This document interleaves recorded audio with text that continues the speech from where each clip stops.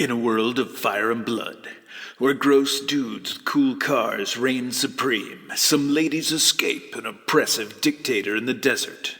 Furiosa drives them to freedom, and a feral Mad Max tries to ruin their flight. But everything becomes shiny and chrome as their friendship is formed. Femininity in the post-apocalypse.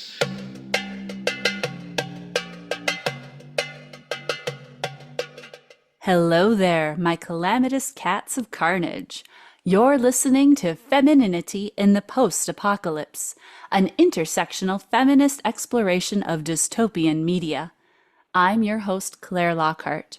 I'm a Rural Regenerator Fellow through Springboard for the Arts, which is an incredible organization that helps artists like me thrive within our remote communities. My fantastic guest and I will examine the movie Mad Max: Fury Road from 2015. We'll provide a synopsis of the film while relating it to the work we do, and then we'll rate it according to the Maenad-O-Meter. At the end of the show, I'll announce the latest recipient of the Honorary Doctor of Dystopian Studies degree from the unaccredited College of Clare. I can't thank you enough for listening, my friends. My guest is corporate, industrial, lifestyle photographer Aaron C Packard. I can never say enough nice things about this amazing artist, so I should disclose that I'm completely biased because we're married. You might know him from his epic photography, or if you're our neighbor, you might recognize him from when we toot around in the yard on our mini bikes. Regardless, please head to Aaron's website to see his impressive portfolio for yourself. Visit aaronpackard.com. That's spelled AARONPACKARD.com. If you're thinking that Aaron sounds familiar, it's probably because you heard him discuss the first Mad Max movie with me on this podcast, and later the book Dune. Please put your hands together or rev your engines for Aaron C Packard! Well, thank you for that amazing introduction. That was very nice. Well, you are awesome, and it's very easy to sing your praises. Oh, you're pretty amazing too. Well, as the official president of the Aaron C. Packard fan club, I want to share that many people have told me that they enjoy listening to your episodes of this program, Aaron. Oh, really? Why would that be? Both of our friends who listen like you. No, we have more friends who listen to this show, and I cannot express my gratitude enough. It's always really nice to read the positive comments that they send me on Instagram, Mastodon, Facebook, and the positive reviews really make my day. Oh, yeah, totally. There's some amazing people out there who seem to be very supportive of us pontificating about stuff. Mm-hmm. Despite it feeling like the world is ending, it's nice to know we're not alone. Yes, absolutely. Aaron, I know you have an upcoming solo art exhibition. Yes, it's going to be really sweet. In fact, it's called Sweet. Is that because you're so sweet, my dear? Probably a little bit to do with it, but also because the imagery has to do with candy. I got a grant from the South Dakota Arts Council to help support this little project, and To minutely help support this yes, project. minutely help support. But yes, I have been spending some time, especially over the winter, photographing sweet stuff. Candy that I had found at South Dakota candy stores. And your opening reception is Final Friday. Yes, May 31st, Final Friday in Vermilion, South Dakota at 7 Center. Ooh. Yes, which will also coincide with another opening we will be doing. Yes, we are excited to host the third annual Thunderdomesticity exhibition. So this is the post-apocalyptic feminist art show. It'll be a lot of fun. And you are so incredibly busy, not only preparing for your art exhibition, but helping prepare for this Thunderdomesticity show, plus all the regular work you have to do. So I cannot thank you enough for squeezing this podcast into your busy schedule. I specifically wanted to talk to you about Fury Road because I first learned of this movie's existence thanks to you. Oh, yes, that was a while ago. Yeah, 1,000 years ago when we were in graduate school. I Yes. remember that you gave a presentation about this film. I had never seen any of the Mad Max movies at that point, but I knew I wanted to watch this one after hearing you speak about it. Yes, it was. Well, I mean, I'd always been a Mad Max kind of fan since I was a kid following the movies. And it was very interesting at that time that Miller came out with this kind of a new rendition of the Mad Max story or lore and such, in which he whether, you could debate on the successfulness on the feminist influence of how he started telling the story, but it's definitely much more that direction from his previous versions, I should say. And that was something that I felt very interesting to talk about at that time, and which how the sort of the power of the female characters within the movies really stood out. So, we're going to summarize the plot of Fury Road to help us remember what happened, and this could be helpful for any of our friends who are planning to see the new movie Furiosa, a Mad Max saga, but don't have time to sit down and watch the movie, but they do have time to listen to this podcast while they're commuting or catching up on housework. Aaron, as my wonderful and patient spouse, you know more than anyone that I have a terrible attention span when it comes to watching movies, which makes me question why I decided to host a podcast that often features movies. Anyway, my movie attention span is especially bad if I try to work at the same time. This is why I invite you to interject and add details as I provide a synopsis. I do want to mention there is a lot of violence and implied violence in this film, just in case anyone listening isn't in the mood for that right now. But I won't go into graphic detail. Speaking of violence, the Maenads from ancient Greek mythology were pretty vicious, and so we will rate this movie on the Maenad-O-Meter later. The Maenads were also known to consume wine, which is why I have to ask you, what beverage did you make for us when we last watched Fury Road? Ah, so we were sipping on some corpse revivers. Corpse revivers are thematically appropriate, I thought. Fairly. I mean, there's no zombies in this movie, but there's definitely some characters that should have probably died a few times, but seem to keep on going. It felt thematic considering the global climate change we're enduring. It's mid-May when we last watched Fury Road, and it was over 90 degrees in South Dakota already. We have absolute foliage on all the trees. It's like midsummer here, not spring. The Corpse Reviver was very refreshing on a hot summer. I was going to say day, but we didn't start watching the movie till like midnight. Yeah, it's a hot summer night. Post-apocalyptic movies, I think, are viewed best in the middle of the night. Well, yes, definitely. In a world of fire and blood, a man named Max introduces the movie with gruff narration. He eats a lizard in the desert, which gives him entry into a Sam Raimi-style montage where he is haunted by voices and chased by doomsday cars and motorcycles. You suppose that the lizard had two heads. Do you think it added to the hallucinations he was having? I didn't notice the lizard had two heads, so Yes. that's why I'm glad you're helping me out, because I'm busy taking notes and pretending to pay attention. I did notice, though, that Max is mad, but the insane kind of mad. Okay, he might also be angry, but who could blame him after scavengers capture him, shave his head, and tattoo his medical history on his back? At least he got away before they branded him with that skull fire logo thing. They did attempt to brand him with that skull logo, but he fled. Max jumps into a pool of nasty, stagnant water despite all his open wounds. The grandsons of Brain Guy from Mystery Science Theater 3000 chase him, and then the totally rad title card covers the screen. Yes, it was done in a very totally rad design. Furiosa is the other protagonist, and she installs the steering wheel to her vehicle as chanting war boys help Immortan Joe get all pretty for his public address.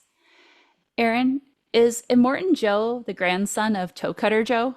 Maybe. I mean, it's the same actor. That's the only actor from the original Mad Max movie that is in this film. Immortan Joe is the diseased dictator, and he addresses the peasants in a setting that Metropolis fans would enjoy. The war boys are skinny, pasty men who are so devoted to their scabby and tyrannical leader, they will ride with him to Valhalla. Despite water being so abundant that Max almost drowned in a previous scene, Immortal Joel makes the townsfolk believe that water is scarce. Really? Sorry, I had to interrupt there. Immortal Joe. Joel, I like it. And permits a small amount of water to be released so the pores can collect a minute amount in their bowls and pitchers. He tells them to not get addicted to water because, they'll be sad when it's gone as he takes it away. Within a convoy, Furiosa drives her big rig truck through the desert to go to Gastown to acquire more fuel, so they can make the commute to acquire more fuel in the future. Yes, and go to the other town and get bullets. It's kind of the same logic that required me to have a job so I could buy a car so I could drive to work. But, the one thing I want to know with this movie is you've got the gas town and you've got the bullet farm. Are those organic free range bullets? I would hope so. I'm wondering where the battery base is that's making all the batteries so they can start up all these engines so quickly all the time. Furiosa veers off the path and her war boy escorts follow. This concerns Undying Joseph, and he runs to his vault to check something. It's empty with the phrase, "Our babies will not be warlords," painted on the floor. He storms into a second room with "We are not things" scrawled on the wall. So that elderly woman confronts Joe with the gun and informs him that the women begged Furiosa to go. As the king of patriarchy, he is infuriated because these women were his property meant for breeding. He riles up the war boys to re-enslave the women who escaped. There was violent rejoicing in the pursuit. Yeah. A war boy, who will soon endear himself to all, is informed about this treason. He wants to play war despite being in the midst of a blood transfusion from his sentient blood bag named Mad Max. This little war boy is so determined to please everlasting Joey, he insists that Max should be strapped to the car so he can tear through the desert and chase after Furiosa too. The way the war boys interact in that scene is an incredible display of machismo. The spectrum of masculinity is wild because on one end there's manliness and on the other end it's what's considered gay, but it just seems like the spectrum becomes a circle and I can't differentiate between what's manly and what's gay. It's just a Wang or a Boris. With this spectrum of masculinity, is this a purposeful commentary on toxic or radioactive masculinity? I do believe it is. I suspect Miller did that very purposefully in that interaction between those characters to really state that whole aspect of the society. Furiosa's convoy is making progress, but a group with spiky vehicles attack.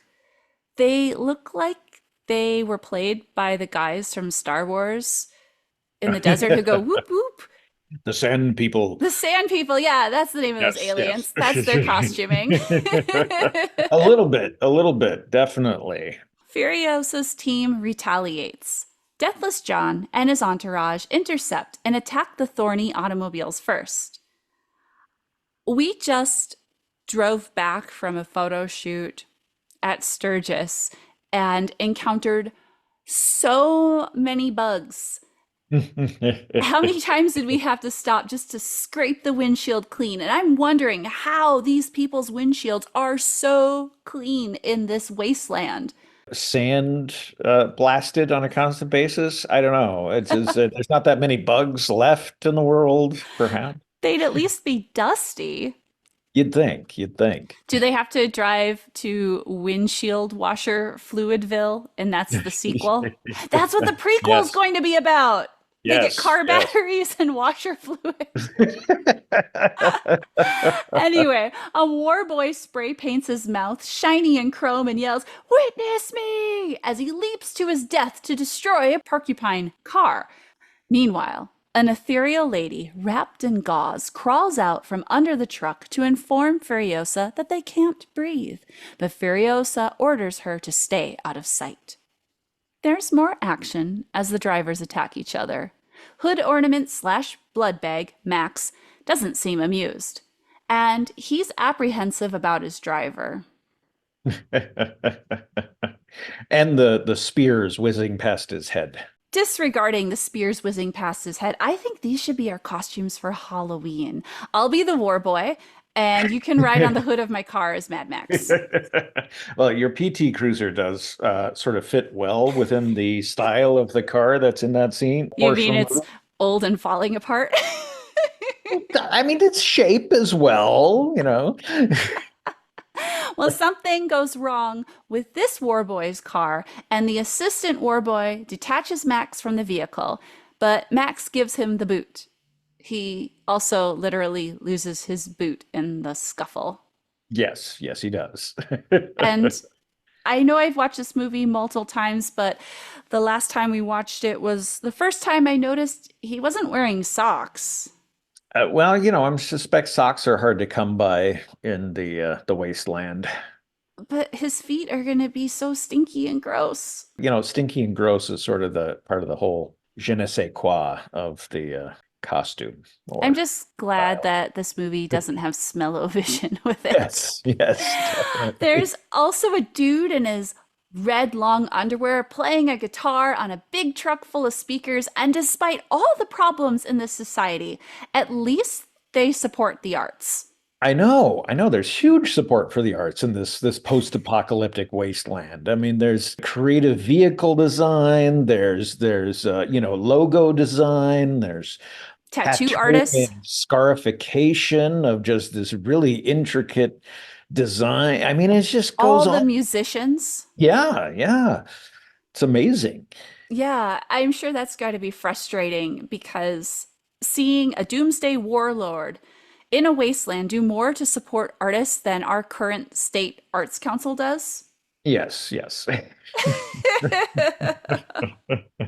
I suspect it's not the Arts Council itself's fault. Well, it's the overlords of the government. Yes. Well, it's hard to support the arts when you're busy killing puppies. Yeah.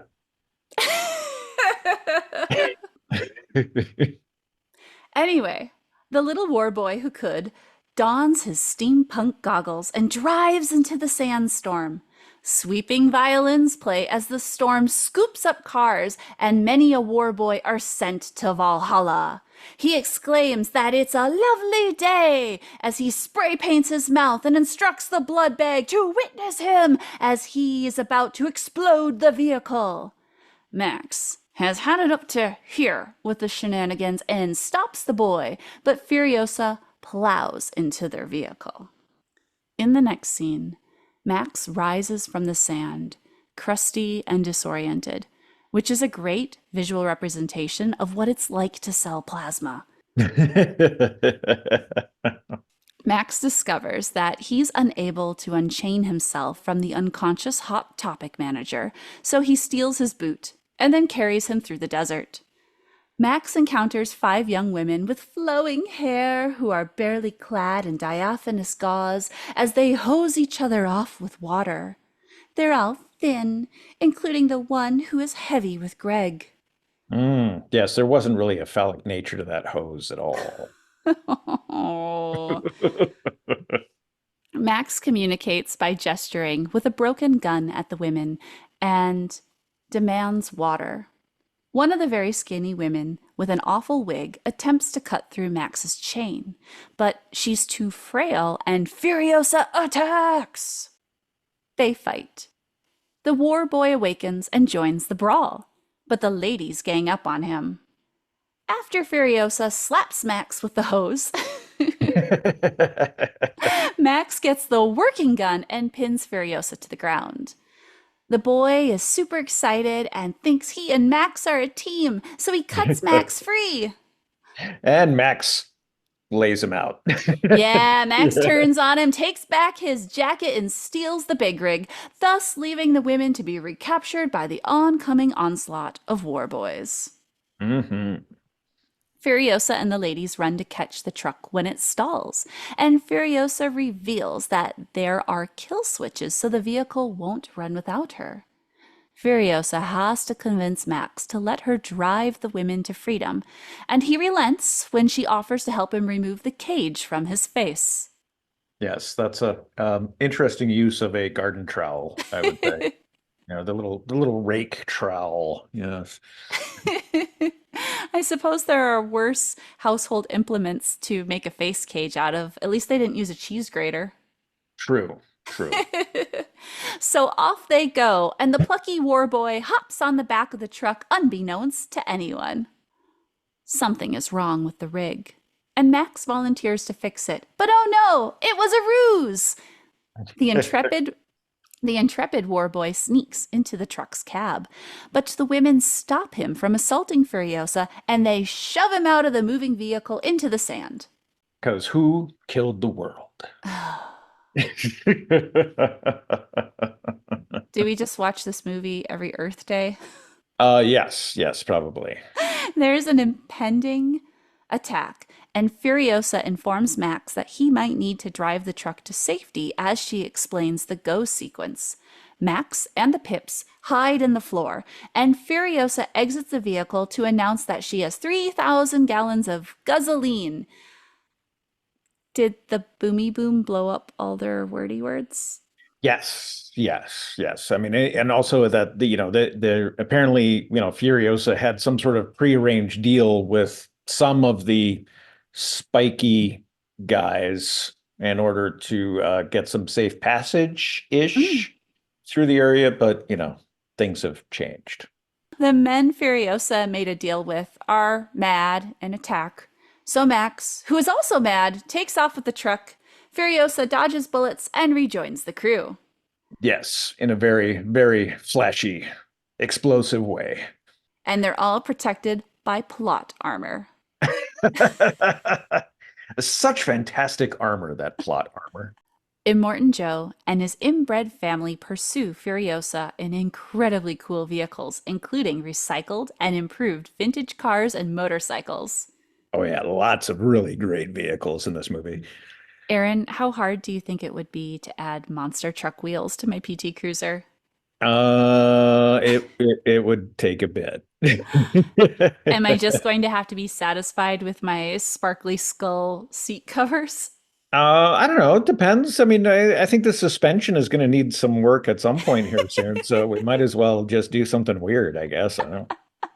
There are explosions aplenty, as the blonde woman's fake belly indicates she's about to go into labor. Mad Max and fuming Furiosa work together to shoot the crap out of everyone. Yes, they do. Eternal Jonah is about to shoot our heroes, but the fertile lady opens the door revealing she's there, which makes him hesitate because he doesn't want to damage his property. Yes, his baby that she's carrying, not her. He doesn't particularly care about her, but I mean, maybe a little bit, but he's more concerned about the baby, yes. Kind of seems like the legislation here in South Dakota. Yeah, it definitely has some dualities happening there. But at least they support the arts in this universe. Yay. The feisty war boy informs Joe that he can get into the truck, and Joe asks his name. young Uncle Fester reveals that his name is Nux, and Joe sprays his teeth all shiny and chrome before a bigger warboy launches Nux at Furiosa's rig. There's more fighting, and Joe's big son harpoons the truck, but the blonde with the belly falls off. Perpetual Geordie's car runs her over. The women do not handle the death of their friend well, and one tries to run back to her oppressor. Her friends remind her they are not things. Yes. Although there was just a slight character development moment for Nux there as well before the death of Splendid, I guess, because he gets thrown onto the rig to like go save the day for Immortan Joe, not for the good guys. But then he trips and stumbles and drops the gun that Immortan Joe gave him and basically just like fails right in front of him. So Nux has this like knockdown literal moment. Yes. He trips on the chain that was hooked to Max, forcing him to do the blood transfusion. Yes. So the tools that were supposed to uplift him actually caused some of his downfall? Yes, exactly. The woman with manic panic red hair volunteers to go to the back of the rig and do some repairs. There, she discovers Nux in the midst of an existential crisis, but she is kind to him. Aaron, you would have no way of relating to having an existential crisis while a lady with fake red hair comforts you, huh? No, that's well, maybe on a daily basis. Well, my hair is not that bright red because the maintenance of it is wild, and I don't know how it didn't leak all over her white see-through costume at that opening scene when they were hosing each other off in the desert. Yes, and also I do like how the intensity of the color of her hair changes on whether she's a prominent character or in a scene or in the background of the scene. Yeah, if they take the time to color correct it to make it that vibrant red or not. or they touched up the dye job before the scene was done. Well, Manic Panic rejoins the main cast as the scene changes from orange for day to blue for night. Blue for night. What did you think of that very, very blue for night? It's not done in a way to really hide that it's blue for night, so I kind of like that. It's definitely being used for the tool that it is to give that kind of feeling and essence to it. I really like the way that Miller used it in this movie. It's very theatrical, and I think it works successfully because this is a imagined universe. But they get stuck in the mud, and so they plant bombs for the pursuing vehicles. A man with a false nose and incredibly upsetting nipple piercings complains about the costs of pursuing Furiosa. It turns out that the pregnant woman is just barely alive, and the elderly woman from earlier holds her hand as she dies. Indestructible Josh orders a man to cut the fetus out of her, and the big boy war boy shouts that he had a baby brother. He was perfect in every way. Even though he's not alive. Right. Because he got run over by his father's car. Yes. While the women try to get the rig unstuck from the mud, the tenacious warboy emerges from hiding to help. As Nux uses his length of chain to winch the truck to a tree, the thing. What is that thing? It's a tree. And now the larch. The larch. The larch. The larch. Okay, that was a Monty Python reference that maybe one person will get. But anyway, Max realizes there's only one bullet left as they're trying to keep their position safe. So what does he do, Aaron? He hands the gun to Furiosa, who is a better shot. Yay! Yay! The guy gave the lady the gun because she was better than him. That, I feel, is a much more poignant, hey, women are people and can be part of this universe too, than the kicking the chastity belt at the beginning. Yes.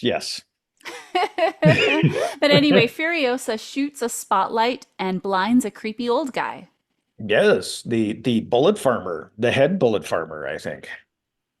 I did not know that's what his role was. I thought he was won a lifetime supply of shell casings. No, no, no. I think you get it's not really you just have to kind of know the Miller character arcs to I think to really know that that guy is the bullet farmer and the big fat guy with the nipple thing Ugh. is the Gastown guy, is the Ah, head of Gastown. I missed that. I just thought they Yeah. were creepy guys.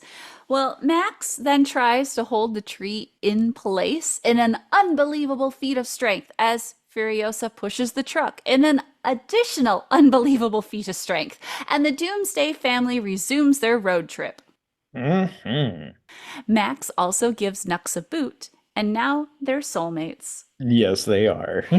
There's a Hieronymus Bosch scene with people on stilts before the lighting switches to day, and then Max and Furiosa bond as they talk about hope and redemption. Ah, redemption. Next, they spot a grail shaped beacon in the desert,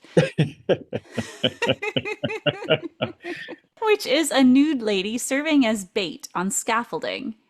Does she do this every day? I don't know. It seems like they were awfully prepared for something that would just randomly come along.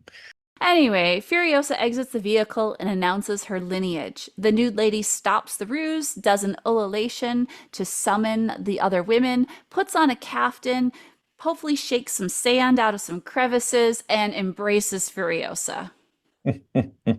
Ah, there must be sand everywhere.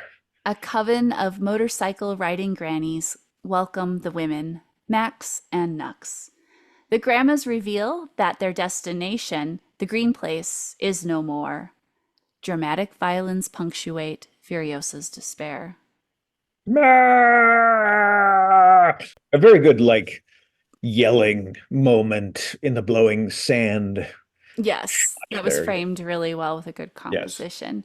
Oh, I did want to say that this woman who was the bait wasn't wearing any underwear, and then none of these men are wearing socks. I kind of feel in the desert you would want to have these extra layers. You'd be so itchy. Yes. Yes.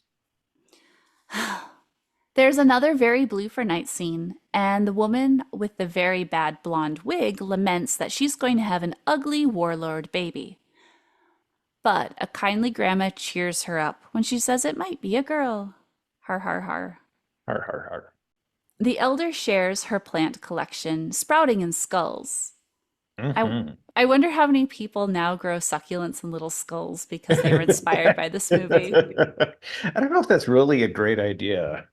Well, ceramic skulls. I've seen those little Yes, yes, planters yes, yes, yes. That's right. Yeah. for all of my Persephone friends out there. Mm. Furiosa tells Max that they're swapping the big rig for motorcycles so they can drive further away, and there's a bike for him. Aaron, have you ever turned down a jaunt with people on motorcycles before? I do my best not to. Max warns her that if she can't fix what's broken, she'll go insane. He says they should go back to the Citadel to take back their water and crops, and they hatch a plan to defeat their foes. Immortan Joe and his toxic masculinity crew spot the returning war rig and ambush them. Once again, this is just people waiting out in the desert for something to happen. Yes, yes. Well, they come to they figure out that wait, home base is not guarded by anybody, and they could just go and take it because they're not there. Oops. Guess we better try to stop them. Mad Max and the even madder grandmas shoot their attackers. A skip frame technique is used to make the battle appear herky-jerky. I do like that Yeah, style of Miller is how he does that. it's not in every scene, but when No. it's there, it's pretty effective. Oh yes. I personally prefer that way more than movies that don't use a tripod and just shake the camera a whole bunch. Yeah. Oh, is that why I like this movie so much? Maybe. Ah, they had good directors of Mm, photography, huh? yes, and editors. It was a woman Mm. editor. I mean, Hey. hey. The war boys pummel Furiosa's vehicle with grappling hooks, and pole vaulting dorks attack and abduct the women. Max blocks an arrow with his hand, but it pierces through his hand into his head, and It inspires that final scene from Deadpool. The music was a little different, but Yeah, a little different, same but idea. same idea. Just when it seems like everything is going wrong, Furiosa and Max are reinvigorated to save the day. One of the diaphanous young women tells the doll head warboy to take her to Immortan Joe's car. But she's a decoy because Furiosa is here. She tells Invincible Jordan to remember me and rips off his face. Yeah. That's a good sound effect. The sneaky woman spits on Joe's bloated corpse, declares his death, and drives the car. Nux, the war boy who endeared himself to all, sacrifices himself so the main cast can escape. Aw. In the grand finale of explosions, this movie has its own The Mummy moment of cringe-worthy CGI. Yes. They were doing so well. Oh, And then the flying steering wheel thing. Yeah, that was the so skull cheesy. logo. Oh. We were just praising the special effects, the Yes, composition. yes. It was all fantastic until that scene. Oh, just stick to the practical effects. It was so much better. Well, I suppose they did have to balance the logo title frame from the beginning. Yeah, I suppose that kind of did do a bookend of cheesiness, but it was still awful. It was pretty bad. Meanwhile, Max uses his superpower as universal donor to transfer his blood to Furiosa, and he introduces himself as Max. Yay, he tells somebody his name. The group returns to Metropolis, and the little war boy drumline welcomes them. Max reveals the corpse formerly known as Immortan Joe, like Meatloaf and Rocky Horror, and the townsfolk freak out and tear his remains to shreds. Mm-hmm. I don't want to know what they did with them. The crowd is pleased by Furiosa's return and demand that she be let back into the Citadel. The women, who were being milked earlier in the movie, release the waterfall. Max disappears into the crowd.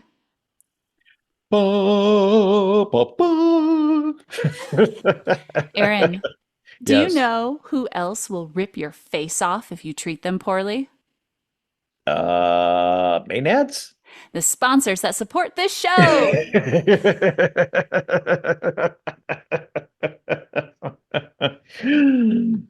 Okay.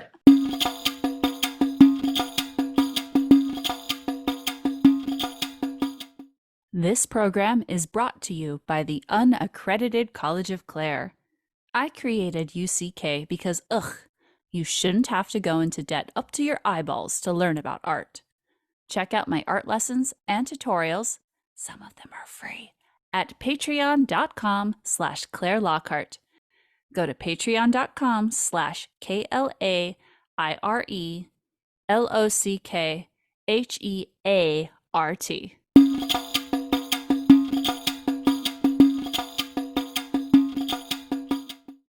Welcome back, my friends.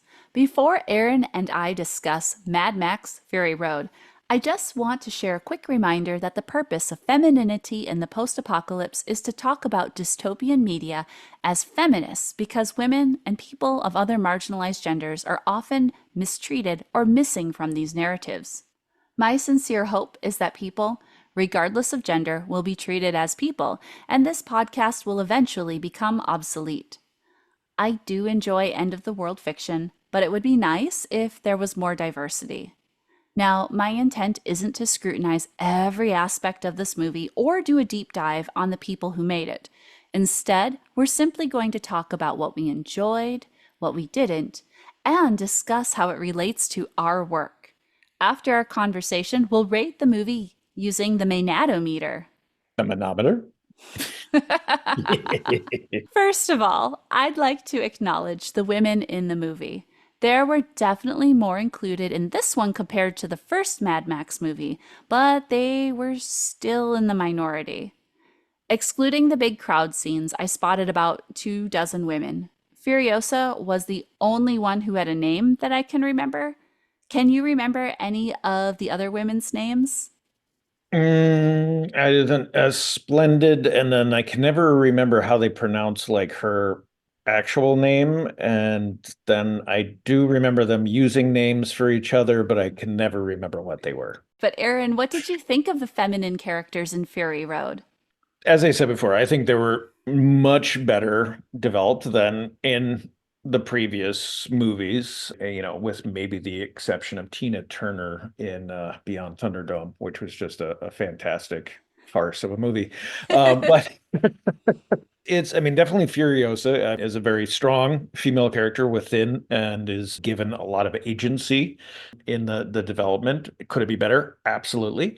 And then also with the ladies of Morton Joe's harem, if you would put it that way, or his breeding stock, as they are referred to. They definitely develop in their own certain ways. There's some interesting stuff that happens with them. I mean, I think especially with some of the dialogue that's kind of snuck in with the manic panic hair dyed character.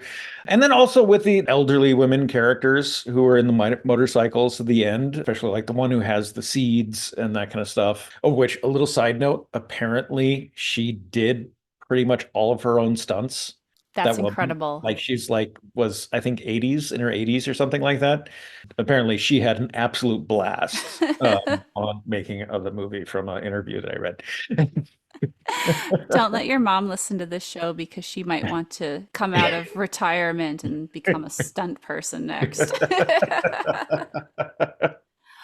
I really enjoyed the biker gang of grandmas, especially because they had some of the only good costumes for the feminine characters in this movie, Yeah, definitely. other than Furiosa's Mhm. costume. But I have no idea how the escaped young women kept their sheer tube tops in place while romping around in the desert for extended periods of time. There was a lot of tape going on. Yeah, where's the scene when they went to Double Stick Tape Town? That clothing does not seem practical anytime, let alone when you're Well, it wasn't escaping. supposed to be practical because, supposedly they were just supposed to be in their vault all the time. So, I think the costume designers had a lot of fun, but I do think the absolute worst costumes in this movie were the women that were literally being milked.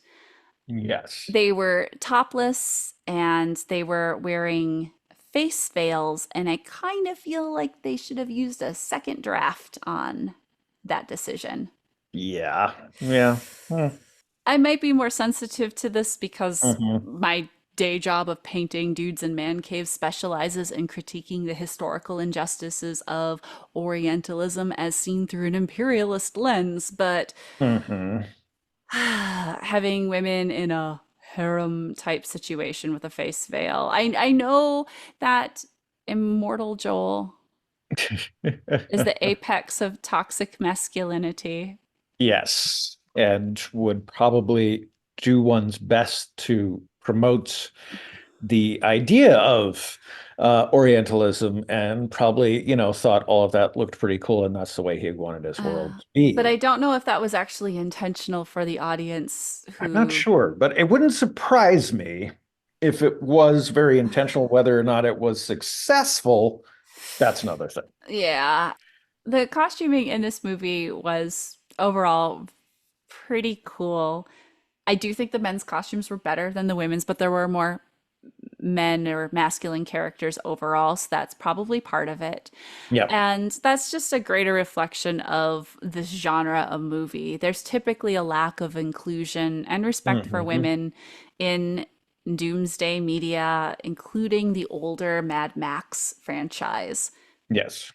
But this lack of inclusion in Mad Max and so forth is part of what inspired us to collaborate on the Thunderdomesticity series. Yes. Yes. This is our post-apocalyptic artwork that's a combination of Thunderdome and domesticity. But Aaron, would you please share with our wonderful friends who are listening a little bit about this Thunderdomesticity series? If I remember correctly, it came a bit from some of your ideas of creating these June Cleaver post-apocalyptic characters, and then we started joking around about two June Cleavers enter, but only one June Cleaver leaves. And then we started thinking about it, and then we started making some photos, and then it got really cool, and we made some more photos. And I think we probably need to make some more photos in this series. Yeah, we started this collaborative work in 2020 during the global pandemic, and this was a big collaboration for us because we had just gotten married before Calamity Yes. hit. Yeah, basically, yeah, it was a few months, but We're able to combine the work that I do with fiber art and your epic photography skills, plus our weird sense of humor, and combined it all together in this women warrior wasteland. I don't have another W for the alliteration, but Mm. series. No, we definitely have an interest in the absurd and Yes, this going down those roads. Thunder Domesticity series definitely embraces the absurdity. And some of that comes out of my work specifically with challenging gender norms because I think the gender binary is weird and made up and the points don't matter. And it's so weird when people latch on to this is what women do and men do. And the binary in Fury Road is so silly. hmm It is. It is. Leaning into the gender binary trope helps with that storytelling. But unfortunately, I don't think everybody realizes that you can deviate from Yes. that Yes. spectrum or binary. And having our artwork with this absurdity definitely allows it to be more approachable, particularly because we do live in a more conservative area. And hmm eventually, I think our government officials are going to drive us out with pitchforks and torches. It's possible. But one of my favorite aspects about the Thunder Domesticity series is we've expanded it into an annual art exhibition. hmm Our first feminist post apocalyptic art show was in 2022, and we had invited a few incredible local artists to participate in this show with us. Yeah, and it's grown and become a really, really fun thing since then. The first Thunder Domesticity party we had was a blast, and people dressed up in their doomsday finest at the art reception. And last year, so in 2023, I put out a call and turned this into a national exhibition. And last year's show was called Thunder Domesticity Damsels versus Distress. It was an amazing alternative exhibition. Instead of artists shipping their original artwork to us, they submitted photographs of their work, and then you created some incredible professional prints of their artwork. Yes, and then you took those prints and wheat pasted them to the exterior of the building here so we could get the great weathering over time of the show in itself. Is great. Yeah, so it did look a little post apocalyptic by the end because the weather was wild. We did that first show, and there were so many snowstorms after I put Oh, it up. right, right, right. Part of that absurdity where you created these professional prints that would be really expensive otherwise. Yeah, yeah. And you typically would have them frame. I mean, they're archival. And then I glue them to the side of the building so everyone in town can see them and they face City Hall. Yes. Now, this year's exhibition is called The F Word, which is funny, but also kind of sad because it feels Yes. like feminism around here is considered an F word. Yeah. But we It's so have, stupid. yeah, that is stupid. But not stupid are our incredible artists. We have almost 50 fabulous, skilled, Yes. creative artists from across the country sharing their artwork with us. The diversity of the work in itself, not to mention the people who are submitting it, is just fantastic. Yeah, I love that we have people of all walks of life, regardless of gender, regardless of medium, interpreting this post apocalyptic or feminist theme in a variety of ways. It sounds like a very narrow niche exhibition, but the interpretations that people take to participate is really inspiring. And Yes, yes, it is. I'm going to spend several days gluing all the fabulous prints that you make to the outside of the building at number 7 Center. Hmm. And then people can come along. I mean, we have the show, but over time, as the work distresses and weathers and somewhat changes over time, it's just I don't know. I'm really enjoying this process and method of display. Yeah, that installation is ephemeral, so it's not going to last for long. And when I take down the show after it closes, the work will be destroyed. Well, Aaron, how do you think people will react to this year's show? Generally, we do fairly well around here for the reaction. I hope there's a little bit of learning involved. We shall see. You never know. We haven't, as of yet, had any excessive defacing of the exhibition. That is a little nerve-wracking to worry that our radical message that women are people is considered controversial and makes some people upset. But we do get a lot of positive reaction, which is why I'm energized to keep doing this show. Has this happened more than once where we have found people put on really gaudy lipstick and then kiss Oh, their right. favorite works of art? Yes, yes, yes, Well, that did happen last year. while I don't encourage people to be putting their mouths on public buildings, I mean, you can if you want to. Yeah, it's up to you. We'll do it right away when it's still clean and hasn't had rain or bugs get on it. Yes, But yes, yes. the opening reception will be on Final Friday, May 31st, 2024. Yes, yes. Oh, on a note, actually, on the kissing, this we say wheat paste, but actually, it is a cornstarch based version of that kind of water glue. So, It's gluten if you, free. it's gluten free. Okay, so Aaron's encouraging you to come to the opening reception on Final Friday, May 31st at number 7 Center in Vermilion, South Dakota from 5 to 7 with your big juicy lipstick. And because this is a party, I encourage people to dress up in their post-apocalyptic finest. They don't have to go all out and make a chainsaw arm and have the complete distressed outfit, but if you do, that's so much fun. At the very least, get your steampunk goggles because I've been Yes. working with the local movie theater, and the night that we have the opening reception, they're playing the new Mad Max movie. And anyone who shows up to the movie at 7:30, so after our reception is over, if they show up in costume, they're going to get free popcorn. Haha, so cool.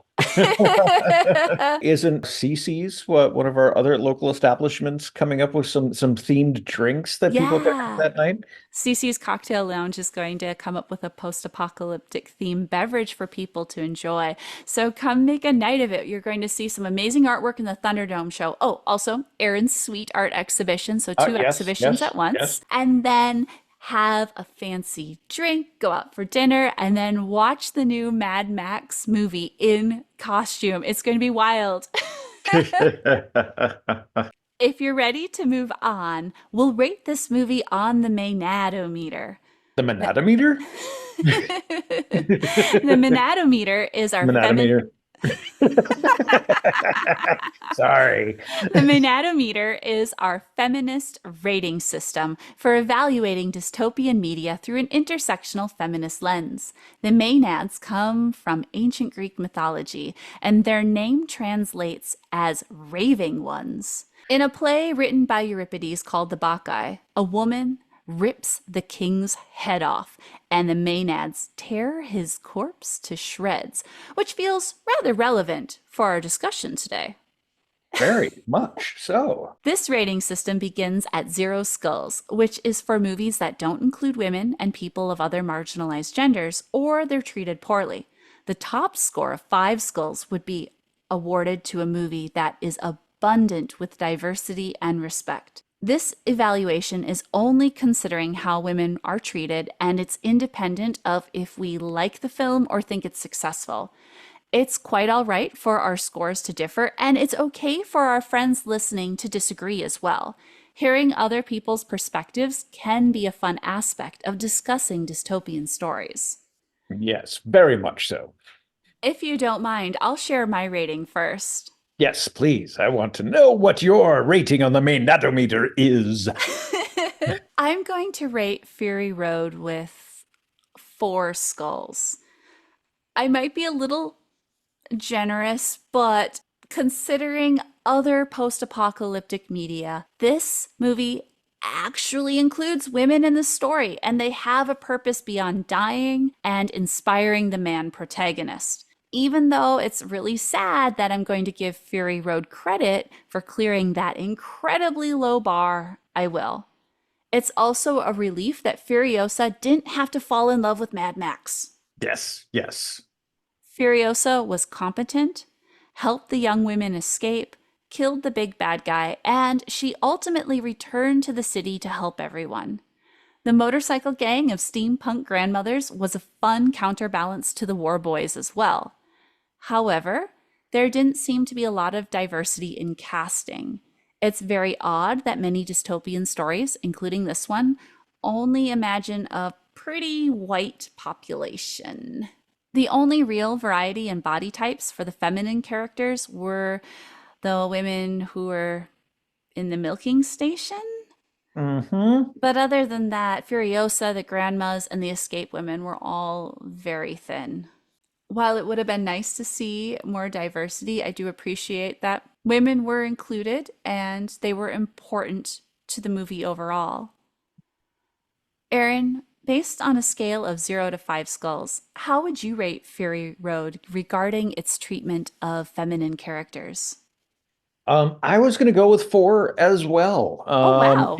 Kind of for this kind of the same points as you. And I mean, it kind of goes against the rules slightly, but I think also, I mean, for the historic improvement of this series in itself as well from Yeah. its previous iterations.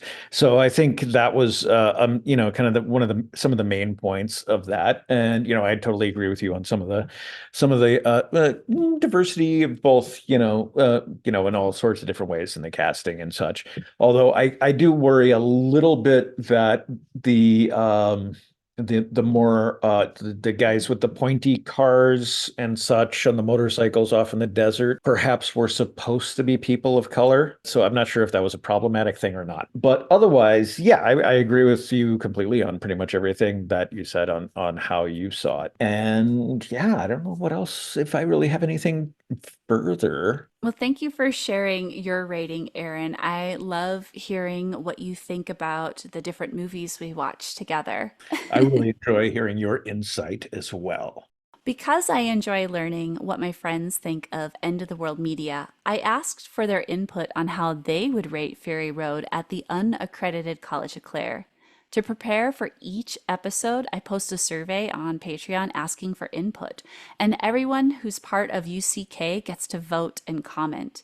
If you're listening and haven't participated yet, just look up my name, Klaire Lockheart, on Patreon, but remember, I spell Claire with a K. Anyway, I average out all the votes to determine the score. For Mad Max, Fury Road, my wonderful friends at the unaccredited College of Claire gave it an average of 4.25 skulls.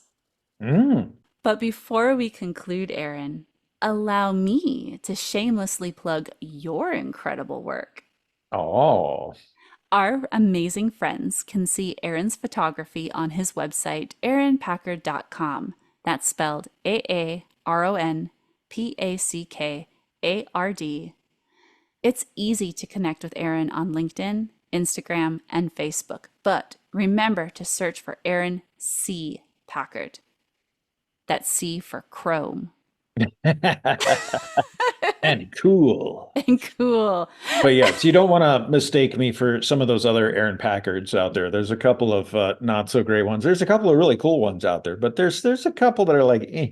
I'm very biased, and you are the best of all the Aaron Packards. I'd put you all in a little Thunderdome and make you fight, but we don't have time for that because I also want to remind everyone that they can see Aaron's compositions of candy and junk food in person at Number 7 Center in Vermilion, South Dakota for the final Friday art reception on May 31st from 5 to 7. And this celebration is happening at the same time as the opening reception for the outdoor installation of Thunderdomesticity, the F word. Uh-huh. Yeah. That artwork will also be viewable on the Packard Group's website, which is packardgroupllc.com. That's PACKARDGROUPLLC.com. Finally, I have to remind our lovely listeners to stick around to hear the interview of the next recipient of the Honorary Doctor of Dystopian Studies degree. Aaron, thank you so much for sharing Mad Max Fury Road with us. Well, thank you, my dear, for this great discussion on contemporary film and art and dystopian storylines. Yes, sure. There we go. What a lovely day to chat What a about Fury lovely Road. day. What a lovely day.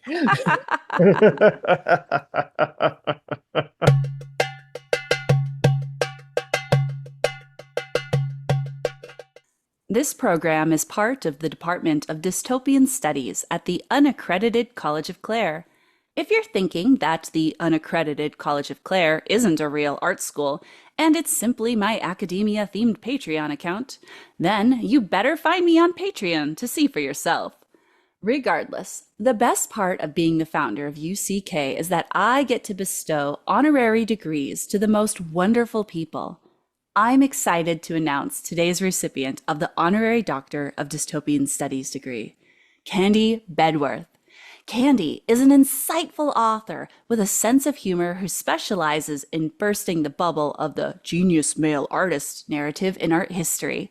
You can read her informative articles at Daily Art Magazine, which you can find at DAILYMAGAZINE.com.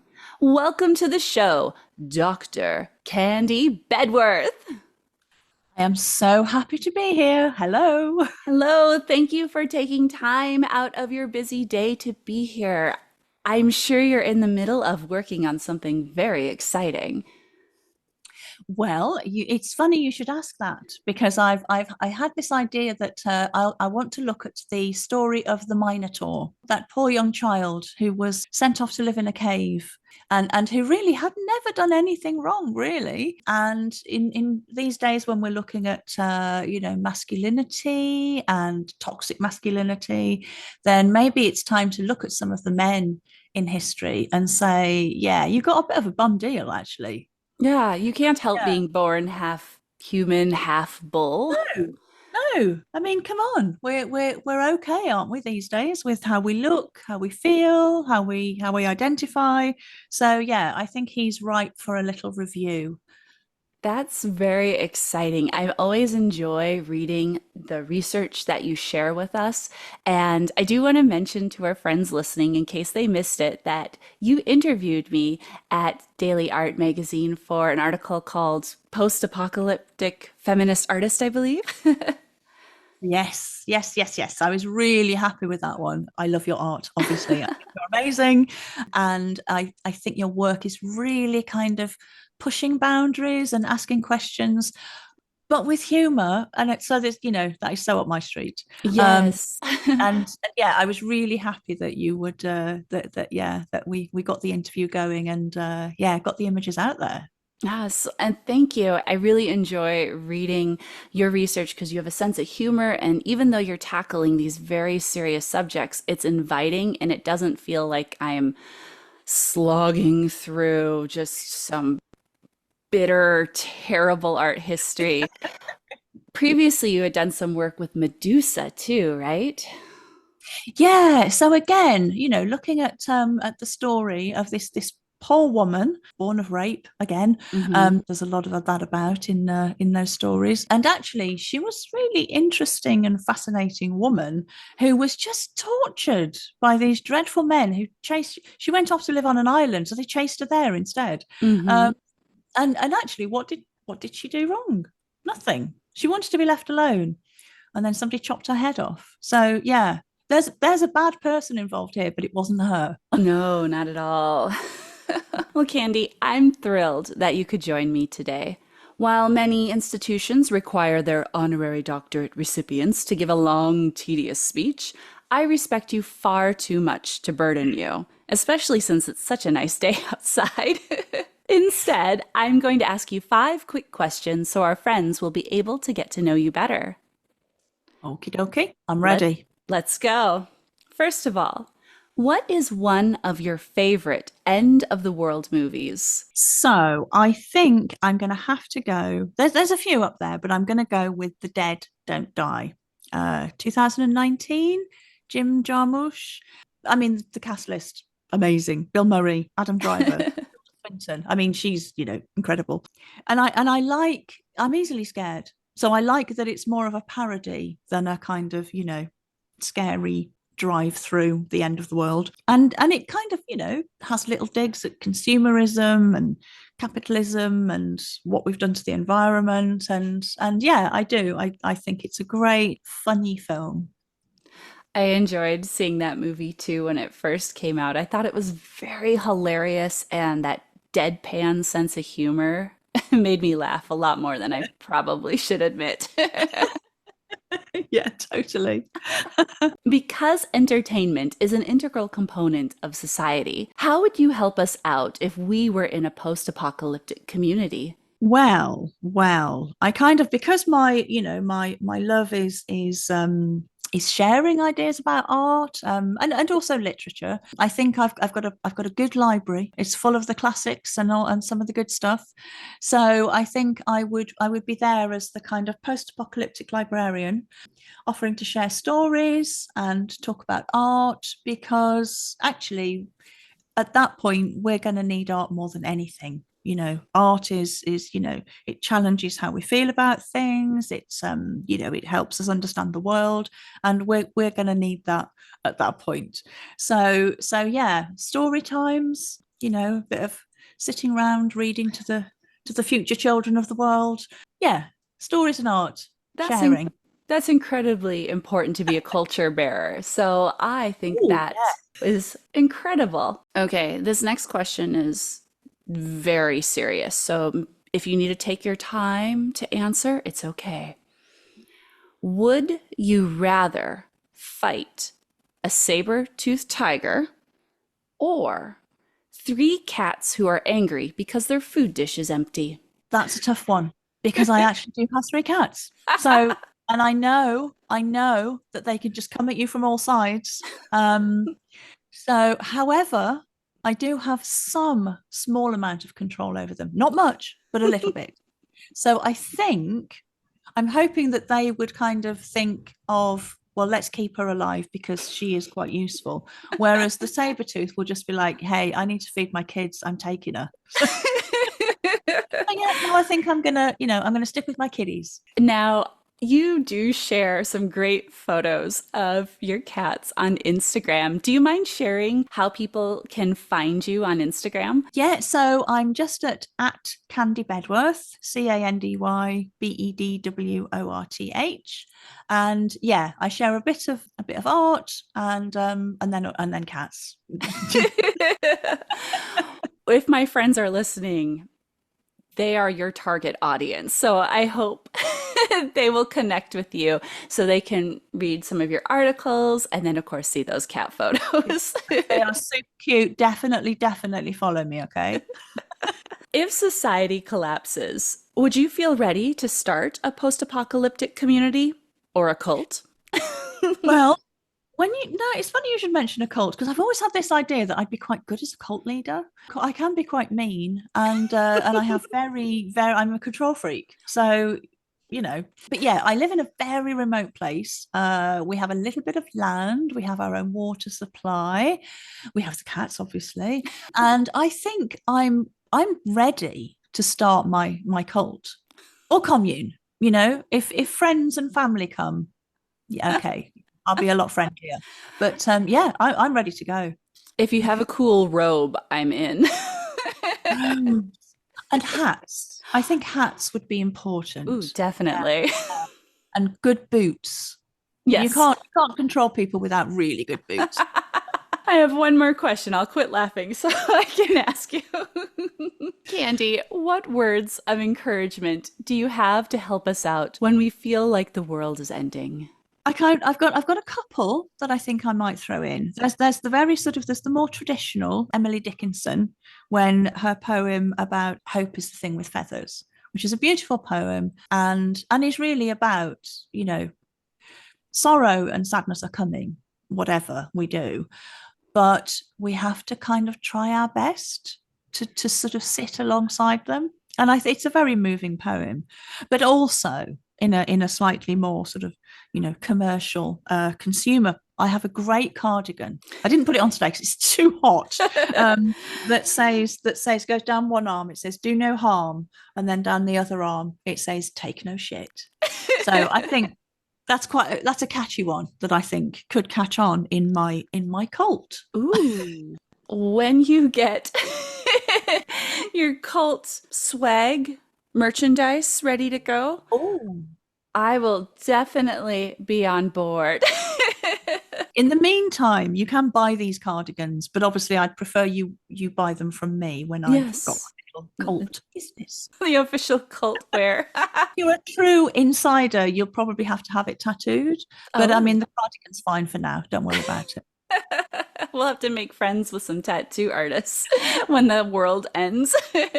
Well, Candy, thank you so much for joining us. Thank you. Thank you. I am literally beside myself with excitement that I have an honorary doctorate, and I will be putting it after my name, and I will be crowing about it to everybody I know. And I'm flattered and happy and grateful. Thank you. Well, I am looking forward to seeing the next article you write, or I should say the next article written by Dr. Candy Bedworth. Pressure's on now. Oh, wow.